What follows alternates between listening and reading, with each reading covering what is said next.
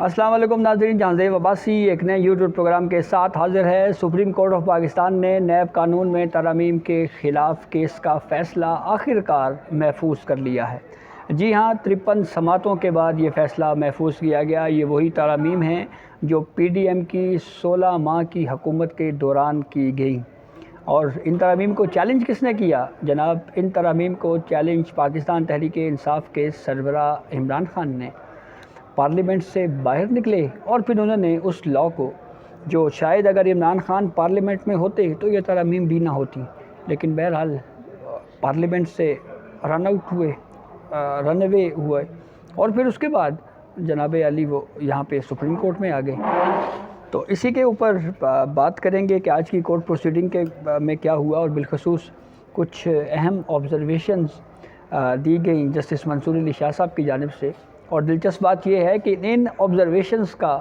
جو جواب ہے وہ جناب ہمارے جو دیگر دو ججز چیف جسٹس آف پاکستان اور جسٹس اعجاز الاحسن صاحب تھے، وہ ہمیں ان سوالات کا جواب دیتے ہوئے دکھائی دیے۔ تو ذرا آپ کو کورٹ پروسیڈنگ کے حوالے سے آپ بتاتے ہیں۔ سب سے پہلے تو جناب چیف جسٹس عمر عطا بندیال صاحب نے اس کیس کی سماعت کے دوران یہ کہا کہ اس کیس کے حوالے سے جو کنڈکٹ ہے، جو پٹیشنر کا کنڈکٹ کے حوالے سے بات کی گئی، تو ہم اس معاملے کو نہیں دیکھ رہے، ہم مفاد عامہ اور بنیادی حقوق کو دیکھ رہے ہیں۔ چیف جسٹس آف پاکستان نے یہ آبزرویشن کیوں دی؟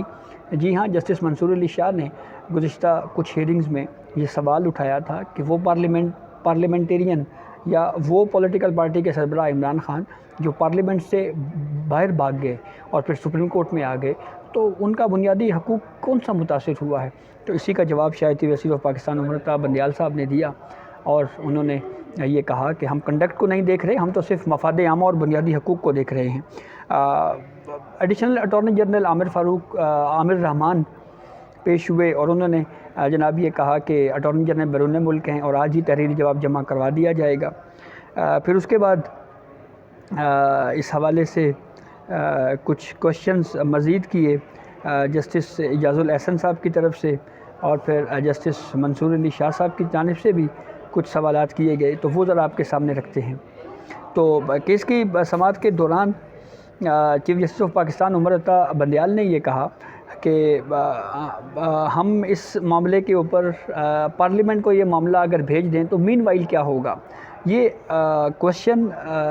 Chief justice of Pakistan Umar Ata Bandial صاحب نے اس وقت کیا جب جسٹس منصور علی شاہ نے کہا کہ ہم خلا پر کرنے کے لیے، یعنی اگر کوئی لاء میں سکم ہے تو اس کو دور کرنے کے لیے معاملہ پارلیمنٹ بھیج سکتے ہیں۔ تو اس پہ چیف جسٹس عمر عطا بندیال صاحب نے کہا کہ پارلیمنٹ کو یہ بھیجنے کی جو آبزرویشن ہے یہ بہت اہم ہے، لیکن سوال یہ اٹھتا ہے کہ اگر ہم نے یہ معاملہ دوبارہ پارلیمنٹ بھیج دیا تو مین وائل کیا ہوگا؟ اور ہم پارلیمنٹ اب کی بالادستی ہے، لیکن ہم یہ ہدایت نہیں کر سکتے کہ اور پھر جو موجودہ قانون ہے اس کا کیا ہوگا؟ اس کے اوپر ایڈوکیٹ خواجہ حارث صاحب نے 18ویں ترمیم کا حوالہ دیا کہ وہ معاملہ بھی سپریم کورٹ نے پارلیمنٹ کو بھیجا تھا۔ جسٹس منصور علی شاہ صاحب نے یہاں پہ پھر کہا کہ ہم پارلیمنٹ کو کہہ سکتے ہیں، ان کو ریکویسٹ کر سکتے ہیں، ہم پارلیمنٹ کو ڈائریکشن نہیں دے سکتے۔ جسٹس منصور علی شاہ صاحب نے یہ بھی کہا کہ ہم بنیادی حقوق کی بنیاد کے اوپر کسی لاء کو کالعدم تو قرار دے سکتے ہیں، لیکن یہاں سوال یہ اٹھتا ہے کہ نیب قانون میں جو ترامیم کی گئیں اس میں کون سا بنیادی حق ہے جو متاثر ہوا؟ یہ ایک اہم آبزرویشن جناب دی گئی جسٹس منصور علی شاہ صاحب کی جانب سے، اور پھر اس کے بعد chief justice of Pakistan Umar Ata Bandial صاحب نے یہ آبزرویشن دی کہ اب ہم ماضی کی طرح از خود نوٹس لینے کا جو معاملہ ہے اس پہ لچک کا مظاہرہ کر رہے ہیں، اور پھر اس حوالے سے کچھ مزید بھی آبزرویشن دی گئی کورٹ کی جانب سے، اور وہ آبزرویشن جناب جسٹس اعجاز الاحسن صاحب کی طرف جانب سے دی گئی۔ جسٹس اعجاز الاحسن صاحب نے یہ کہا کہ یہ جو عوامی اثاثے ہوتے ہیں یا جو پبلک منی ہوتی ہے، یہ معاملہ بنیادی انسانی حقوق سے متعلق ہے۔ پھر اس کے بعد چیف جسٹس آف پاکستان نے ماضی میں جس طرح سے کرپشن کی بنیاد کے اوپر از خود نوٹسز لیے ان کی کچھ مثالیں بیان کی۔ مثال کے طور پہ chief justice of Pakistan Umar Ata Bandial صاحب نے حارث اسٹیل مل کیس کا حوالہ دیتے ہوئے کہا کہ وہ تو ایک کرپشن کا کیس تھا۔ حج کرپشن کے بات کی کہ حج کرپشن آرٹیکل 184(3) کے تحت کیا یہ کیس نہیں آیا تھا؟ پھر چیف جسٹس آف پاکستان نے یہ کہا کہ یہ معاملہ جو قابل سماعت ہونے کا جو ایشو ہے، اس حوالے سے تو آلریڈی مثالیں موجود ہیں، لیکن سوال یہ ہے کہ اس لاء کا جو ماضی سے اطلاق کر دیا گیا ہے اس کو ہم اس معاملے کو ہم جو ہے وہ دیکھ رہے ہیں کہ اس کا ماضی سے اطلاق جو ہے وہ کیسے کیا جا سکتا ہے۔ پھر اس کے بعد جسٹس منصور علی شاہ صاحب نے دو اہم سوالات اٹھائے۔ ایک سوال جسٹس منصور علی شاہ صاحب کا یہ تھا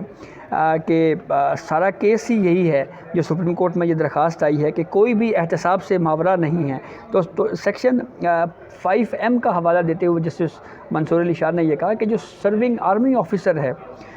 ان کو اس نیب لاء سے باہر کیوں رکھا گیا ہے۔ اسفند یار ولی کی مثال دیتے ہوئے جسٹس منصور علی شاہ نے یہ کہا کہ اسفند یار ولی کیس میں تو یہ کہا گیا کہ آرمی آفیسرز کے لیے آرمی ایکٹ میں سزاؤں کا تعین ہے، لیکن اس طرح تو سول سرونٹس کے لیے بھی الگ قانون ہے۔ پھر اس کے بعد پولیٹیشنز کے لیے بھی جو انتخابی لاء ہے وہ الگ ہے۔ تو پاکستان تحریک انصاف کے وکیل خواجہ حارث صاحب نے یہاں پہ جواب دیا، انہوں نے کہا جی دیکھیں جی، ہم نے تو جو سیکشن 5M ہے اس کو تو ہم نے چیلنج ہی نہیں کیا ہوا، اور یہ ایک سوال تھا۔ اور پھر دوسرا سوال جسٹس منصور علی شاہ صاحب کا جو اعلیٰ عدلیہ کے ججز ہیں ان کے حوالے سے تھا کہ آرٹیکل 209 کے تحت پورا پروسیس دیا ہوا ہے، ایک جج کو جو ہے وہ کس طرح ہٹایا جائے گا، لیکن سوال یہ ہے کہ ایک جج کو جب مال بنانے یا کرپشن کی بنیاد کے اوپر نکالا جائے تو اس کے اوپر نیب کیوں تحقیقات نہیں کر سکتا، یہ ایک اہم سوال۔ اور یہی دو سوالات جس حوالے سے وفاقی حکومت سے بھی جسٹس منصور علی شاہ نے کہا ہے کہ آپ کا جو تحریری جواب آئے گا اس میں آپ نے ہمیں ڈیٹیلز دینی ہیں اور ہمیں بتانا ہے کہ اس حوالے سے آپ کی کیا رائے ہے، وفاقی حکومت کی کیا رائے ہے۔ کیس کے جب یہ آخری فیز میں کیس داخل ہوا تو نیب کے وکیل نے سپریم کورٹ کو کچھ ڈیٹیلز فراہم کی۔ مثال کے طور پہ انہوں نے یہ بتایا کہ سن 2023 جو رواں سال ہے اس میں اس کی کچھ ڈیٹیلز بتاتے ہوئے، سن 2022 کی ڈیٹیلز بتاتے ہوئے یہ کہا کہ 386 نیب ریفرنسز جو ہیں وہ ریٹرن ہوئے اور 24 ریفرنسز جو ہیں وہ مختلف کورٹس کو منتقل ہوئے۔ اور پھر چیف جسٹس آف پاکستان نے یہاں سوال اٹھایا کہ 2022 میں جو عدالتوں کو تو یہ اختیار ہی نہیں تھا کہ وہ کسی اور کورٹ کو ٹرانسفر کر سکے، تو اس کے اوپر وکیل نیب نے یہ سیکشن 4 کا حوالہ دیتے ہوئے یہ کہا کہ یہ چیئرمین نیب کو یہ اختیار دیا گیا کہ اگر وہ مطمئن ہوں کہ کیس نہیں بنتا تو وہ اپنے اختیار کو استعمال کرتے ہوئے کیس کسی اور فورم کے اوپر بھجوا سکتے ہیں۔ پھر اس کے بعد جناب ایک موقع کے اوپر یہ بھی کہا گیا کہ جو تاحیات نااہلی ہے اس کا اطلاق تو اسپیکر قومی اسمبلی یعنی راجہ پرویز اشرف صاحب کے اوپر بھی اس کا اطلاق ہوتا ہے، وہ کیوں، اس کا حوالہ کیوں دیا گیا؟ تو چیف جسٹس آف پاکستان نے ایک موقع کے اوپر یہ کہا کہ نیب میں کوئی پیمانہ ہونا چاہیے، کبھی 10 ملین کے کسی فراڈ کے اوپر یا کسی الزام کے اوپر کسی شخص کو رگڑ دیا جاتا ہے اور کچھ 900 ملین سے زائد